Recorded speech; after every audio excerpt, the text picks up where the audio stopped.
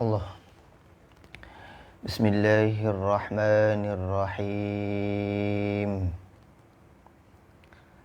Assalamualaikum warahmatullahi wabarakatuh. Innal hamdalillah nahmaduhu wa nasta'inuhu wa nastaghfiruh wa na'udzu billahi min shururi anfusina wa min sayyiati a'malina. Man yahdihillahu fala mudilla lahu wa man yudlil fala hadiya lahu. Ashhadu an la ilaha illallah wahdahu la syarika lah wa ashhadu anna sayyidana Muhammadan abduhu wa rasuluh. Allahumma salli ala sayyidina Muhammad wa ala ali sayyidina wa maulana Muhammad. Amma ba'd. Faya ibadallah, ittaqullah ittaqullah ittaqullah. Usikum wa iyaya bitaqwallah, faqad fazal muttaqun. Qala Allah Ta'ala fi kitabihil aziz, wa ma umiru illa liya'budullaha mukhlishina lahuddina hunafa'a wa yuqimus salata wa yu'tuz zakah wa dhalika dinul qayyimah. Wa qala Rasulullah sallallahu alaihi wa ala alihi wa sahbihi wa baraka wa sallam. Innamal a'malu binniyat wa innama likulli imri'in ma nawa. فمن كانت هجرته إلى الله ورسوله فهجرته إلى الله ورسوله ومن كانت هجرته لدنيا يصيبها أو امرأة ينكحها فهجرته إلى ما هاجر إليه أو كما قال رسول الله صلى الله عليه وعلى آله وصحبه وبارك وسلم. Dan alhamdulillah, tuan-tuan dan puan-puan yang dirahmati Allah sekalian, pada pertemuan kita yang lepas pada hari semalam, kita sama-sama telah pun memperbincangkan dua buah hadis di dalam kitab Riyadhus Salihin min kalami Sayyidil Mursalin, kitab yang dikarang oleh Syekhul Islam Muhyiddin Yahya bin Sharaf An-Nawawi, atau lebih dikenali sebagai Imam An-Nawawi rahimahullahu ta'ala. Maka insya-Allah tuan-tuan dan puan-puan yang dirahmati Allah sekalian, untuk pertemuan kita pada kali ini, kita akan sambung perbincangan hadis kita iaitu hadis Riyadhus Salihin, bagi hadis taman-taman orang yang saleh, pada halaman yang ke-82, pada hadis yang ke-4. Jadi saya minta tuan-tuan dan puan-puan yang dirahmati Allah sekalian yang berada bersama-sama saya dalam live pada kali ini, untuk bantu saya menuliskan di ruang komen di bawah ini, supaya rakan-rakan kita yang baru sahaja masuk dalam live pada kali ini, insya-Allah dia tidaklah terlepas maklumat. Jadi saya minta tuan-tuan dan puan-puan yang dirahmati Allah sekalian, bantu saya sama-sama untuk tuliskan di ruang komen di bawah ini, dalam live saya pada kali ini. Perbincangan kita pada hari ini adalah pada halaman yang ke-8, muka surat yang ke-8. Halaman yang ke-8, hadis yang ke-4. Saya ulang balik. Halaman yang ke-8, hadis yang ke-4, masih lagi dalam perihal ataupun dalam tajuk ikhlas pada niat itu, sama ada pada perkataan, sama ada pada perbuatan, sama ada pada hal ahwal yang terang ataupun yang tersembunyi.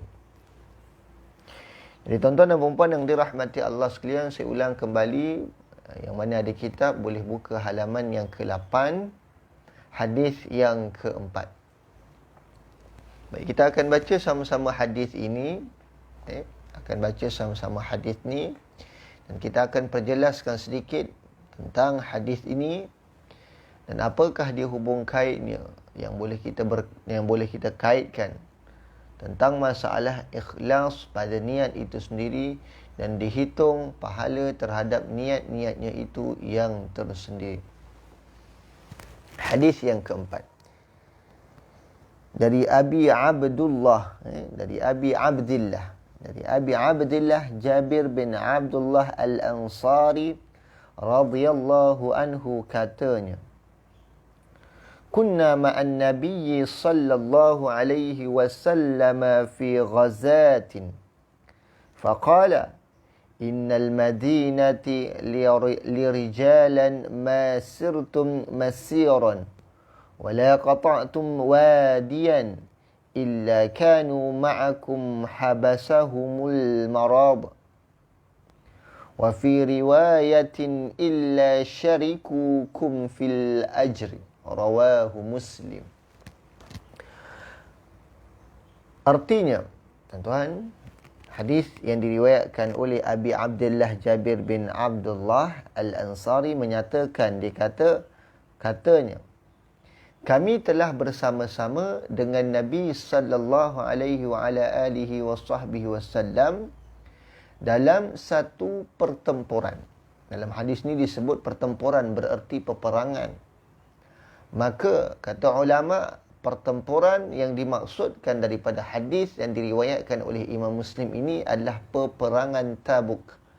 Peperangan Tabuk, yang mana kita tahu peperangan Tabuk ini adalah merupakan peperangan yang terakhir yang mana baginda Nabi SAW sertai sebelum baginda SAW wafat, dan merupakan peperangan yang mana menjadi satu kemenangan yang sangat hebat bagi umat Islam dengan tanpa menumpahkan apa-apa darah sekalipun.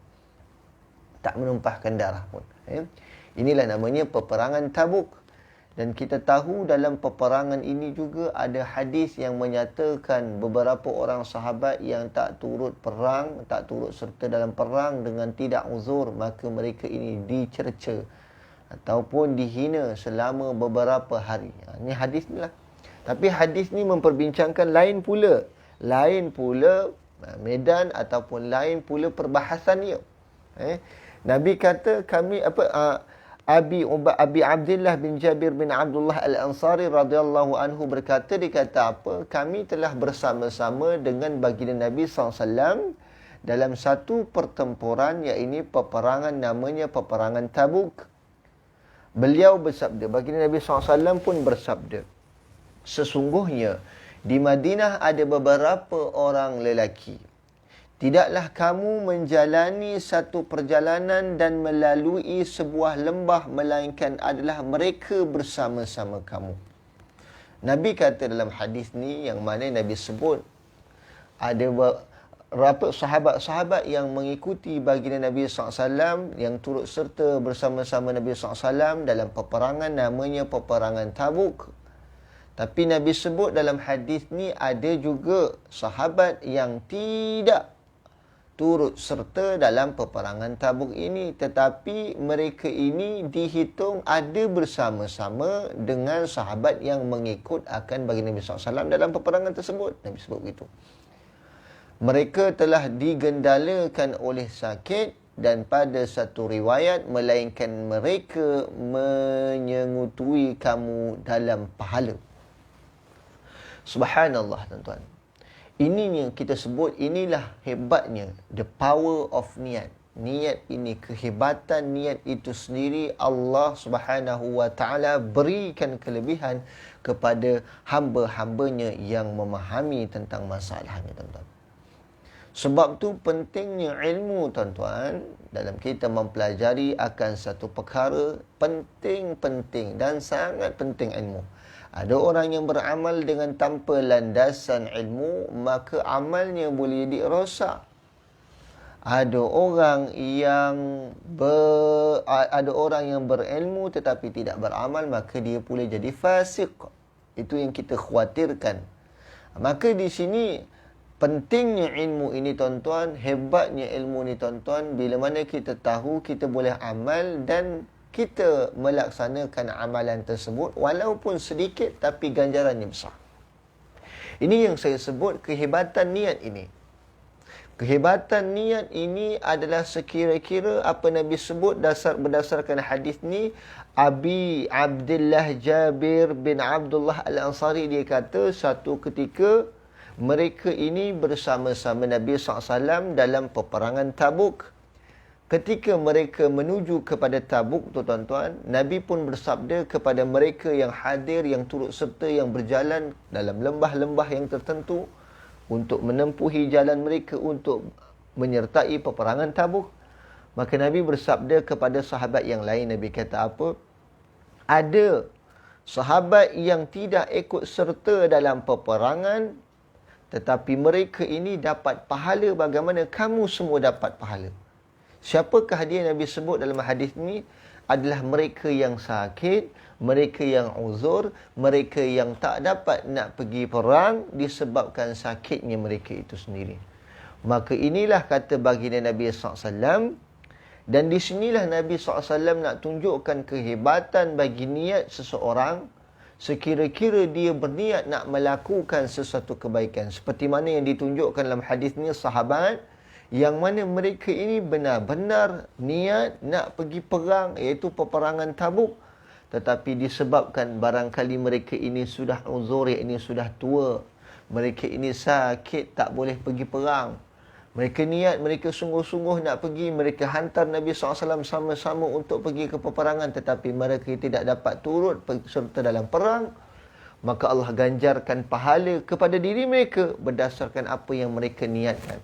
Maka mereka akan dapat pahala seperti mana pahala kebaikan yang mereka telah niatkan. Subhanallah. Allahu Akbar. Inilah dia kita sebut tentang kehebatan niat dalam hati kita ni, tuan-tuan. Kadang-kadang kita niat nak buat satu kebaikan, tuan-tuan, tapi kita punya niat itu telah pun dipesongkan dengan kehendak-kehendak yang tertentu. Orang yang niat tetapi bila mana dia niat, dia mengalami uzur, dia tak dapat nak buat, maka kata Nabi SAW, dia akan dapat pahala. Ia berbeza dengan orang yang niat padahal dia memang tidak ada keinginan nak buat. Contoh apa dia? Dia niat nak buat sedekah, tapi sebenarnya dia tak ada keinginan pun nak buat sedekah. Dan tidak ada apa-apa keuzuran yang menghalanginya daripada nak buat sedekah tadi. Tapi dia tak buat. Maka kata Nabi SAW, ini pun boleh menggugat juga, tuan-tuan. Kerana niat ini dia perlu dengan keinginan. Tetapi keinginannya itu tidak dapat menembusi batas takdir Allah Subhanahu wa ta'ala, iaitu ketetapan Allah Subhanahu wa ta'ala. Sebagai contoh, Seorang hamba Allah mempunyai duit bernilai RM10. Subhanallah. Tinggal RM10 sahaja. Dan dia memang telah pun berniatkan dengan nilai RM10 itu, dia akan pergi buat sedekah. Dia akan buat sedekah dan dia akan berikan duit ini kepada orang yang dia nak berikan, kepada orang yang layak menerima ataupun kepada orang yang dia niatkan nak diberi. Tetapi bayangkan dia dah niat, dia keluar rumah dan bawa duit RM10 ni dan sampai kepada hampir-hampir sampai kepada tempat yang dia nak beri sedekah tadi. Pada orang yang nak disampaikan, tiba-tiba dia masuk duit, dia seluk baju dalam dia seluk tangannya dalam pakaiannya, dia tengok duitnya hilang. Duitnya hilang. Maka di sinilah yang boleh kita ambil pengajaran daripada hadis tadi. Inilah maksudnya orang yang niat buat kebaikan tetapi dia tak dapat nak buat kebaikan tersebut disebabkan halangan syarak ataupun halangan yang tertentu. Allah takdirkan dia tak boleh nak buat perkara tersebut, maka diberinya pahala berdasarkan niatnya itu sendiri. Allahu Akbar. Ini hebatnya orang begini. Ataupun kita kata banyak lagi tuan-tuan hal-hal yang lain. Apa lagi? Macam saya katakan pada pertemuan lepas, kita berada dalam keadaan COVID ni tuan-tuan. Ada orang yang dapat 2 pahala dan ada orang yang dapat 1 pahala. Sebagai contoh, solat berjamaah. Yang mendapat 1 pahala apa dia tuan-tuan? Orang ini adalah orang yang bukan lazim pergi jamaah. Kita ambil contoh solat berjamaah. Ambil contoh solat berjamaah. Kita ambil 2 kategori. Orang yang lazim pergi solat berjamaah dengan orang yang tak lazim pergi solat berjamaah. Orang yang lazim pergi solat berjamaah, dia akan dapat 2 pahala. Orang yang tak lazim pergi solat jamaah, dia akan dapat 1 pahala. Itu perbezaan dia. Apa beza yang lazim dengan yang tak lazim? Begini tuan-tuan. Orang yang lazim pergi solat berjamaah adalah orang yang akan memperoleh 2 pahala. Sebagai contoh, waktu dia sihat, waktu wabak COVID-19 ini belum menyerang ataupun belum menimpa di satu penempatan, dia ini adalah merupakan orang yang istiqamah, adalah orang yang lazim, orang yang tak putus, orang yang selalu, orang yang kerap kali pergi salat berjamaah, tak kira subuh, zuhur, asar, maghrib maupun isyak, dia tak putus pergi jamaah. Tetapi satu ketika Allah Subhanahu wa taala menurunkan musibah ataupun menurunkan ujian ke atas dirinya, iaitu namanya wabak COVID-19. Maka yang terkini kita sebut di daerah Batu Pahat hanya 4 orang sahaja yang boleh pergi jamaah dan 12 orang sahaja yang boleh pergi solat Jumaat. Yang mana perkara tersebut khusus untuk orang yang berjawatan ataupun orang yang mempunyai taklif ataupun tanggungjawab di masjid. Sebagai contoh.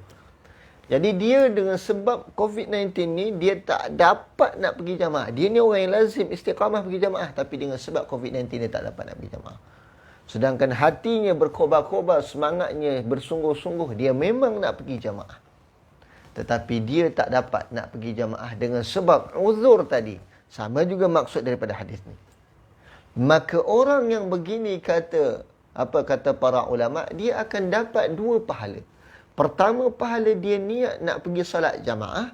Kedua, pahala dia dapat pahala buat juga solat jamaah. Nampak tak? Pertama, pahala dia niat nak pergi solat jamaah. Kedua, pahala dia buat. Sebab apa? Sebab dia adalah orang yang lazim. Maka dengan Allah, dengan limpah kurnianya, memberikan pahala buat solat jamaah itu ke atas dirinya juga. Sebab dia adalah merupakan orang yang lazim. Itu pun kata ulama, dengan syarat, apa dia? Dia dah ikhtiar untuk melakukan salat jamaah. Macam mana? Dekat masjid tak boleh, tapi dekat rumah dia kena ikhtiar buat salat jamaah juga, maka dia akan dapat.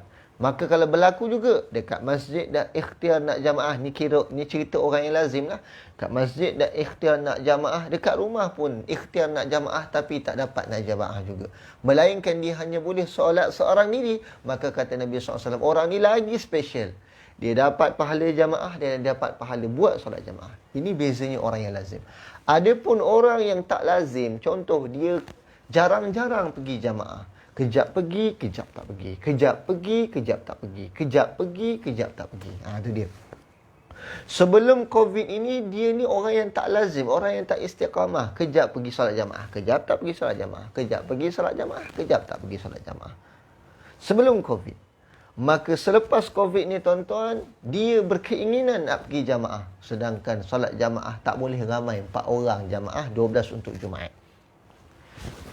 Jadi waktu sekarang ini tuan-tuan, dia tak boleh nak pergi jamaah sedangkan dia bukan orang yang lazim pergi jamaah. Maka dia ada keinginan dan niat untuk pergi jamaah. Maka kata ulama, syaratnya juga dia mesti ambil ikhtiar juga. Masjid tak boleh jamaah, dekat rumah kena jamaah juga. Andai kata dekat rumah pun dia tak boleh nak jamaah sedangkan hatinya telah pun berniat nak pergi jamaah, maka kata ulama dia dapat satu pahala. Pertama, pahala dia niat sahaja. Pahala dia buat tak dapat sebab dia bukanlah orang yang istiqamah ataupun orang yang lazim nak buat kebaikan tersebut. Tuan-tuan, dua perkara yang berbeza. Orang yang lazim dan orang yang tak lazim. Begitu juga dengan hal urusan ibadah yang lain. Tidak kira sedekah ke, baca Quran ke, tidak kira rajin bangun malam ke, berzikir ke, ataupun melaksanakan ibadah-ibadah sunat yang lain, mentelaah ataupun duduk dalam majlis ilmu. Semua perkara ini sama juga maksud dengan apa yang kita perbincangkan pada hari ini. Sebab tu saya sebut tuan-tuan dan puan-puan dan dirahmati Allah sekalian, the power of niat, ikhlas pada niat ini, dia ada kelebihan yang tertentu. Ingat, pada pertemuan lepas juga saya sebut, ada orang niat baik, perbuatan tak baik. Ada yang perbuatan baik, niat yang tak baik. Maka ini ada kesannya. Niat yang baik, sebagai contoh, orang yang mencuri, niat dia nak membantu orang. Orang mencuri sebab nak bantu orang. Orang yang mencuri, contoh, dia curi 10,000, dia nak bantu orang susah 10,000. Dengan nilai 10,000 tadi. Niat dia baik nak bantu orang, tapi perbuatan dia tak baik. Maka kata ulama, dengan sebab dia buat perkara tersebut, dia tak dapat pun pahala kebajikannya itu sendiri, malahan dia dapat dosa, kata ulama. Dapat dosa. Ini menyalahi daripada konsep niat. Ataupun yang kedua, perbuatan dia baik, niat dia tak baik. Sebagai contoh, dia salat, perbuatan dia baik. Dia sedekah, perbuatan dia baik. Dia baca Quran, perbuatan dia baik. Dia zikir, perbuatannya baik. Kan? Dia pergi salat jamaah, perbuatannya baik. Tapi niat dia tak baik. Apa dia niat dia? Niat dia nak tunjukkan kepada orang, dia ni adalah orang yang alim. Dia ni adalah orang yang warak. Sedangkan tidak. Kan? Dia ni adalah orang ahli ibadah. Orang yang kuat beribadah. Dia menunjuk akan perkara tersebut. Sedangkan perbuatan dia nampak baik tapi niat dia tak baik. Maka kata ulama, dengan sebab perkara tersebut, terbatallah amalnya tadi. Boleh merosakkan amal. Sebab tu kata ulama, niat dan perbuatan itu dia kena sama. Niat yang baik juga perbuatan yang baik. Perbuatan yang baik juga niat yang baik. Jadi ini kelebihan dia tuan-tuan. Hari ini tuan-tuan, kita sudah berada pada akhir zaman tuan-tuan. Sebab tu saya banyak kali pesan dalam setiap kali kuliah saya tuan-tuan. Sentiasalah kita jadi orang. Ni pesan ulama juga. Sentiasalah kita jadi orang yang memperbaharui akan niat kita. Tajdid akan niat kita. Sebab dalam saat kita niat dan kita nak menuju ke arah kebaikan ni tuan-tuan, kerja iblis, kerja syaitan, kerja hawa nafsu kita tuan-tuan, dia akan merosak dan akan memalingkan niat kita daripada tujuan yang sebenar. Inilah yang akan mengakibatkan rosak amal kita, batal amal kita, berdosa kita terhadap perkara tersebut dengan tanpa kita sedar. Dan maka merugilah kita pada ketika itu. Kerana apa? Kerana kita akan kita ini akan tergolong daripada kalangan orang yang tidak dipilih oleh Allah Subhanahu wa taala. Sangat rugi. Sepatutnya kita beruntung, kita boleh tergolong daripada kalangan orang yang dipilih oleh Allah. Sebagaimana kata Imam Nawawi dan kitab Riyadhus Salihin dalam muqaddimahnya, adalah tujuan ditulis kitab Riyadhus Salihin ini supaya kita ini menjadi hamba Allah yang terpilih daripada kalangan yang terpilih. Allahu Akbar.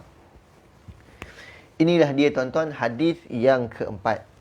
Hadis yang keempat dan hadis yang kelima ni tuan-tuan, hadis yang keempat kita baca tadi tu dengan hadis yang kelima yang kita nak baca ni tuan-tuan, sama juga maksudnya.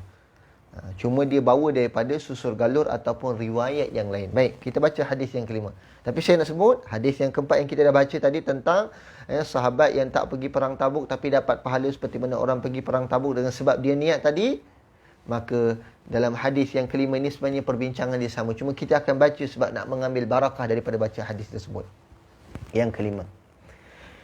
Diriwayatkan oleh Al-Bukhari. Tadi hadis yang diriwayatkan oleh Imam Muslim. Diriwayatkan oleh Al-Bukhari daripada Anas radhiyallahu anhu katanya.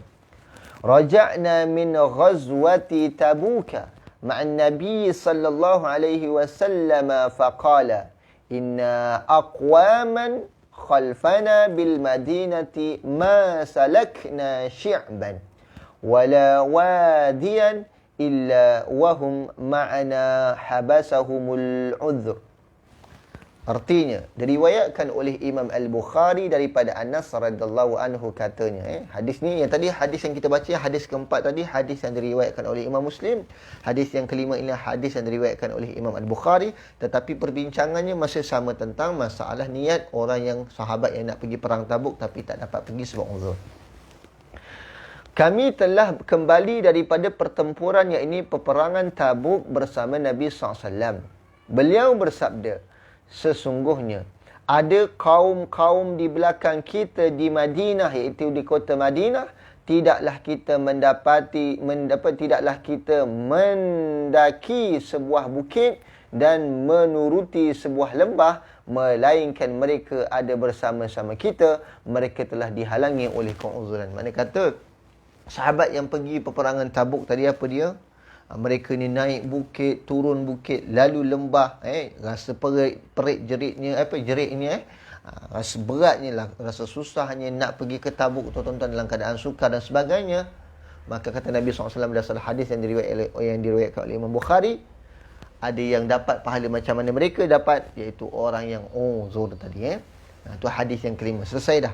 Hadis yang keempat dan hadis yang kelima ini kata apa, dia ada perhubung kaitan.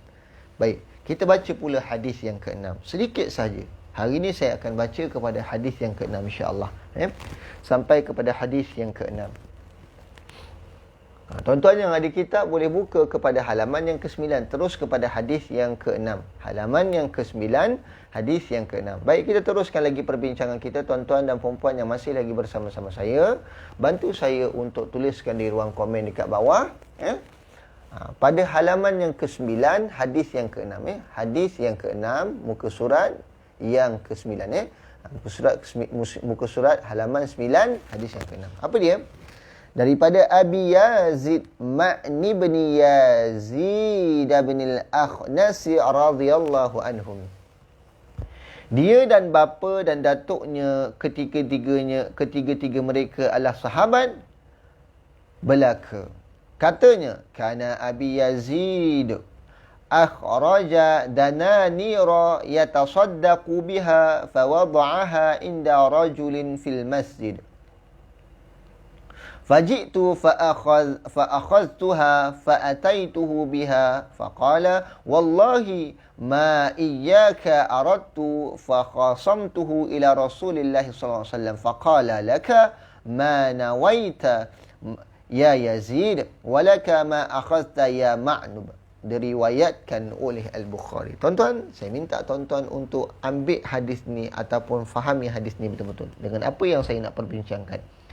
Hadis yang diriwayatkan oleh Imam Al-Bukhari ini menyatakan tentang kisah sedekah seorang ayah, tetapi yang memperolehnya adalah anaknya. Baik, kita bincang. Daripada Abi Yazid Ma'ni bin Yazid bin Al-Akhnas. Ada 3 orang nama sahabat disebut ni. Pertama, Ma'an. Pertama Ma'an. Mim, Ainun. Pertama Ma'an. Kedua, Yazid. Yazal, Yadal, Yazid. Ketiga, Al-Akhnasi. Al-Akhnasi. Ma'an, Yazid, Al-Akhnas. Ada 3 nama disebut sini. Ma'an, Yazid, Akhnas. Ma'an bin Yazid, Yazid bin Al-Akhnas. 3 nama.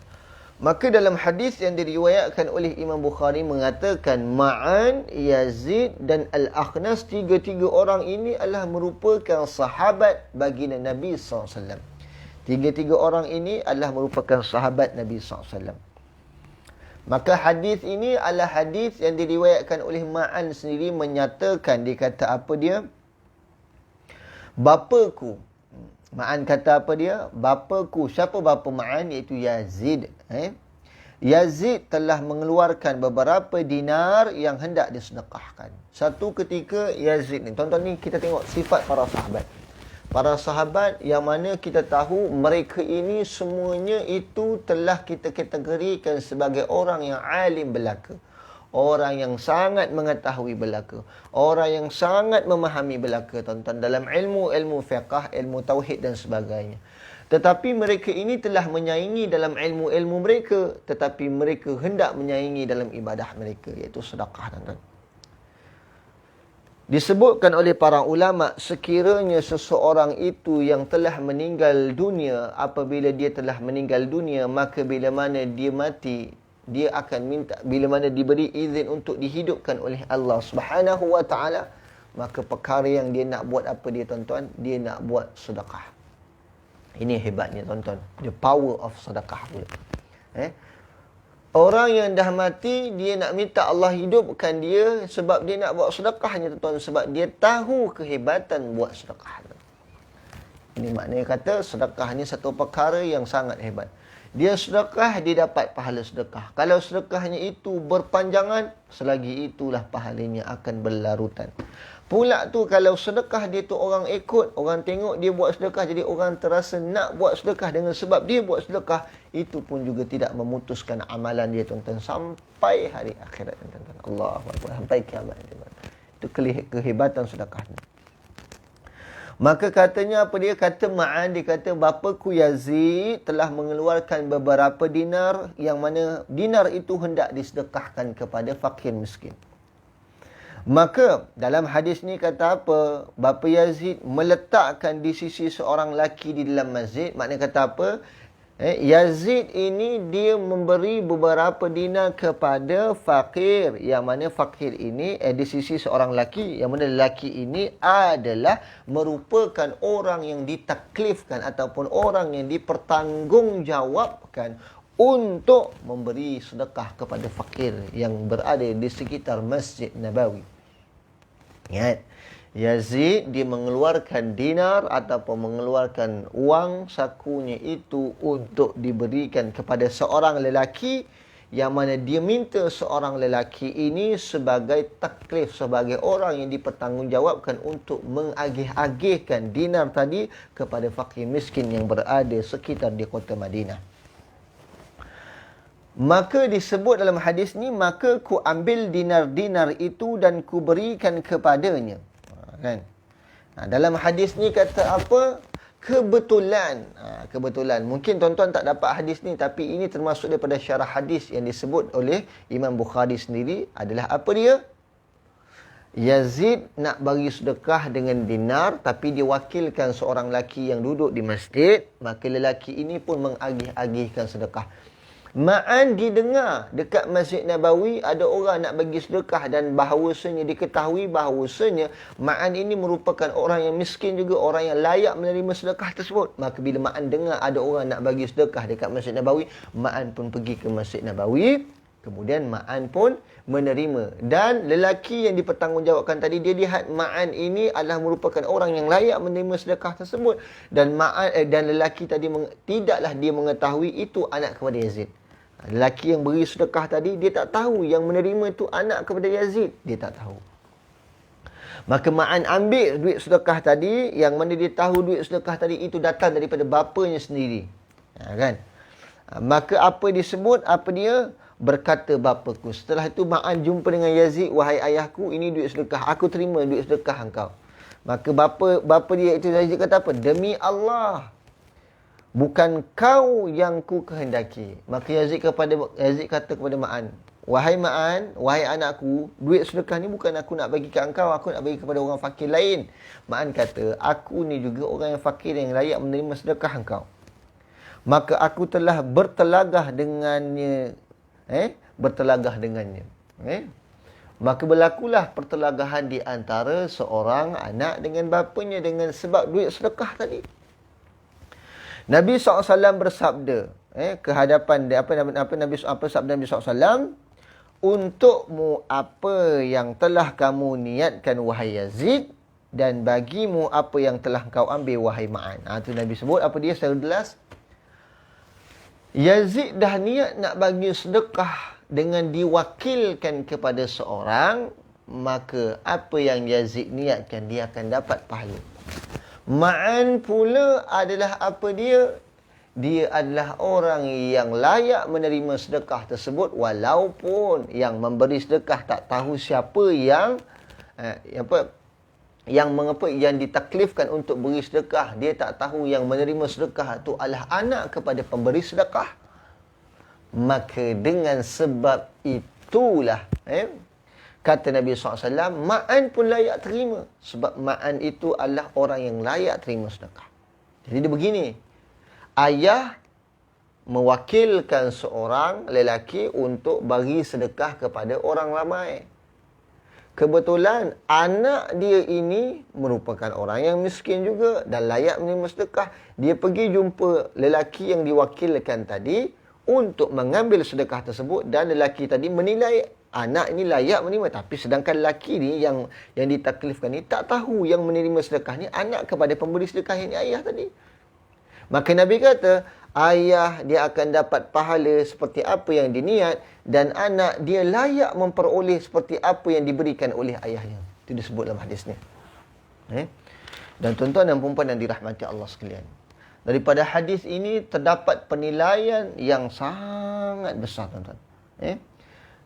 Terdapat penilaian hadis itu pengajaran yang sangat besar, tuan-tuan. Apakah di pengajaran yang kita boleh dapat daripada hadis ni, tuan-tuan? Daripada hadis yang kecil ni, tuan-tuan, sebenarnya datang banyak hukum, tuan-tuan. Datangnya banyak hukum. Apa dia pertama? Pertama, tuan-tuan, dalam masalah sedekah ni juga, tuan-tuan, kita boleh mewakilkan kepada orang. Sebagai contoh, kita ada seorang kawan yang boleh kita percayai. Kita kata, aku ada duit 10,000 ni, aku bagi kat engkau sebagai tanggungjawab, tolong kau agih-agihkan kepada orang lain. Maka kata ulama, hukumnya harus dan dibolehkan. Boleh kita niat nak buat sedekah, kemudian kita wakilkan kepada seorang untuk sampaikan kepada orang yang layak menerima sedekah, maka itu hukumnya diharuskan juga. Begitu juga dalam permasalahan zakat, adalah paling baik kalau bagi zakat kepada asnaf terus. Itu paling baik. Tapi hari ini kita ada badan yang berautoriti, badan yang dipertanggungjawabkan untuk memberi zakat. Maka dengan sebab itu kata ulama, harus hukumnya kita berikan zakat kepada badan yang bertanggungjawab untuk diagih-agihkan zakat tersebut. Dan dalam masalah zakat juga, dalam hadis ni juga, tuan-tuan, seandainya seorang bapa diberi zakat kepada orang yang orang yang dipertanggungjawabkan untuk mengagihkan zakat tersebut, tetapi pada masa yang sama anak dia datang untuk menerima zakat, maka kata ulama, zakat si ayah sah. Walaupun kita tengok pada dasarnya ayah ini tidak boleh sama sekali memberi zakat kepada anaknya. Tak boleh. Hukum dalam mazhab Syafi'i tak boleh. Ayah beri zakat kepada anak tak boleh. Ayah itu adalah merupakan perkara yang paling penting. Seorang ayah, dia kena bantu anak dia. Dia tak ada zakat kerana anak itu masih lagi taklif dan tanggungjawabnya. Contoh, seorang ayah dia berikan zakat, dia tahu anak dia susah. Contoh anak dia masih di bawah tanggungannya. Seorang anak yang masih di bawah tanggungan ayah, maka dia tak boleh terima zakat, melainkan itu nafkah, kata ulama. Anak yang masih di bawah tanggungan ayah, dia tak boleh terima zakat. Dia hanya boleh terima nafkah saja. Kalau dia terima, itu tak dihitung zakat dan wajib diulang zakatnya kembali. Tapi dalam kisah ni, tuan-tuan, apa dia? Ayah beri zakat kepada kepada badan yang ditaklifkan juga, tuan-tuan. Kemudian yang penerima zakat tu anak dia. Dan anak itu bukan di bawah taklif ni, bukan di bawah tanggungjawab ayah lagi. Maka kata ulama, sah di sisi pandangan ulama. Maka di sini juga, tuan-tuan, disebutkan satu hadis yang lain berdasarkan hadis yang diriwayatkan oleh Abdullah bin Mas'ud, menyatakan juga kepada isterinya dalam masalah sedekah juga, tuan-tuan. Sedekah yang paling baik dan sedekah yang paling terbaik sedekah seorang kepada ahli keluarganya paling baik. Kalau kita tak mampu nak buat sedekah pada orang ramai, maka cari yang paling baik apa dia? Bersedekahlah kita kepada ahli keluarga. Kerana sedekah pada ahli keluarga ini merupakan, kata Abdullah bin Mas'ud, adalah sedekah yang paling terbaik. Ini Abdullah bin Mas'ud ni adalah sahabat Nabi SAW.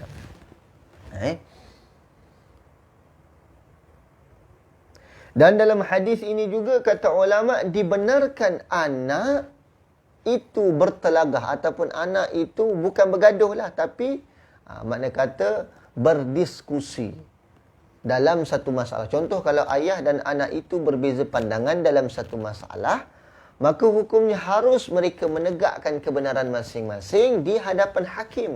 Contoh, ayah itu tidak adil, ayah itu tidak adil dan ayah itu tidak memberikan nafkahnya kepada anaknya, dan anak ini buat aduan kepada mahkamah, dan dalam saat itu juga ayah dipanggil untuk ke mahkamah. Maka di sini kata ulama, tidak ada istilah derhaka, kata ulama. Dan ini hal yang dibenarkan berdasarkan kisah ini, kerana Ma'an jumpa Nabi SAW, yang mana pada ketika itu Nabi SAW merupakan ulil amr ataupun pemimpin ataupun hakim juga pada ketika itu. Dan ketika itu Nabi SAW mengadili Ma'an dan Yazid. Ma'an ni anak, Yazid ni bapa. Nabi SAW mengadili kedua-duanya dengan baik. Maka tidak membawa maksud derhaka kat situ. Jadi kalau seorang anak pergi mahkamah, dia mengemukakan tuntutannya kepada ayahnya sebab ayahnya ada duit mampu tapi tak nak beri, tak nak memberikan nafkah kepada anaknya, maka kata ulama di sini, kalaulah masuk mahkamah atau sebagainya, dia tidak membawa maksud kepada derhaka, tuan-tuan, tidak.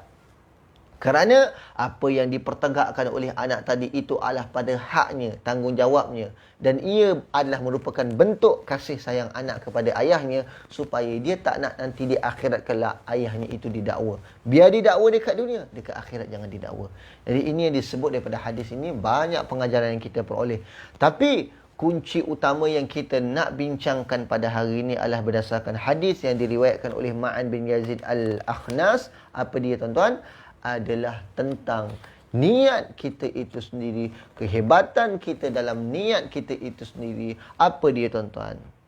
Bila kita niat, maka Nabi kata apa yang kita peroleh berdasarkan niat kita. Jangan sampai perbuatan kita, subhanallah, memalingkan niat kita, ataupun niat kita memalingkan perbuatan kita, subhanallah, tuan-tuan.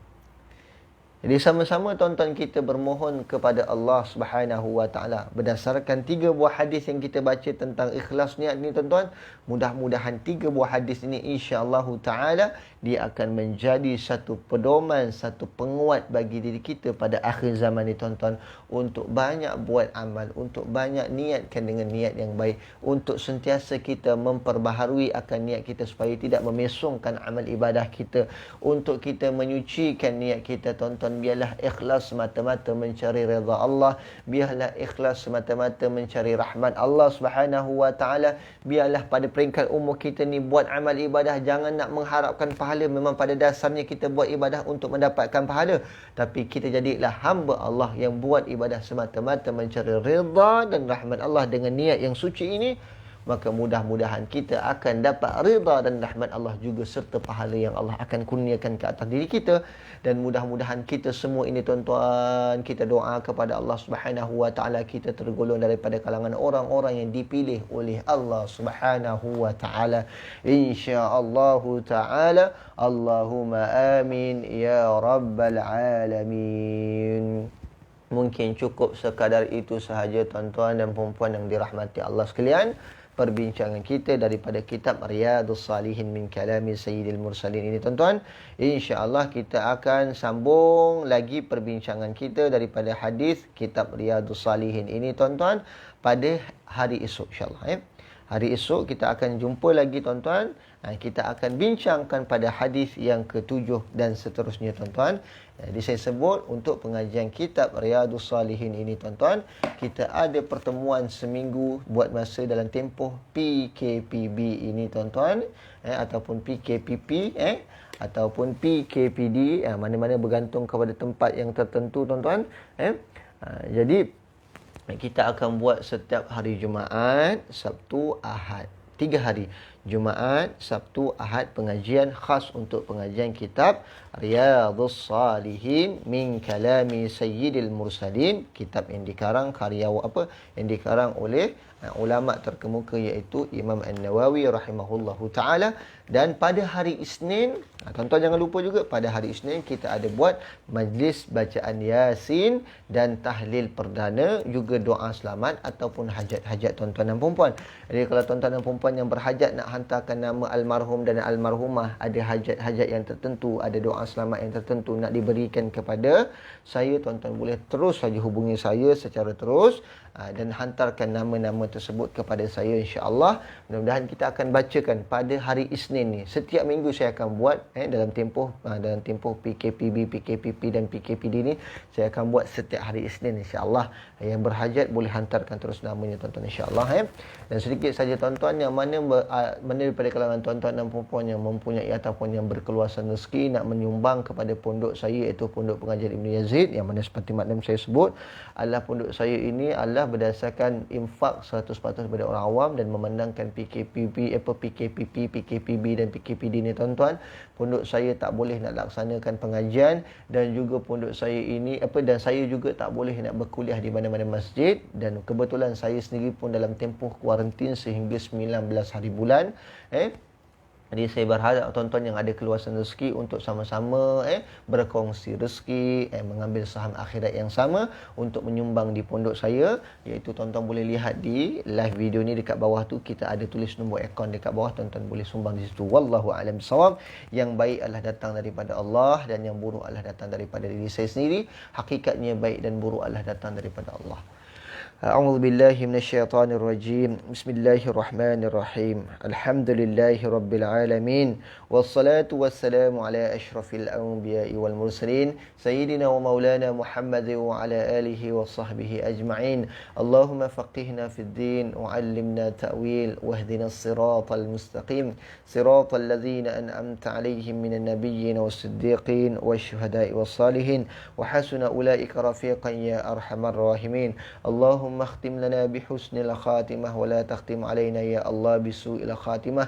اللهم إنا نسألك علما نافعا ورزقا واسعا وعملا متقبلا. اللهم ارزقنا فهم النبيين وحفظ المرسلين وإلهام الملائكة المقربين. اللهم إنا نعوذ بك من البرص والجنون والجزام ومن سيء الأسقام. اللهم ادفع عنا البلاء والوباء، وخصوصا الوباء فيروس كورونا والغلاء والمحن والفتن ما ظهر منها وما بطن عن بلاد هذا خاصة وعن بلدان عامة يا رب العالمين. ربنا آتنا في الدنيا حسنة وفي الآخرة حسنة وقنا عذاب النار. وصلى الله على سيدنا محمد وعلى آله وصحبه وسلم، والحمد لله رب العالمين. السلام عليكم ورحمة الله وبركاته.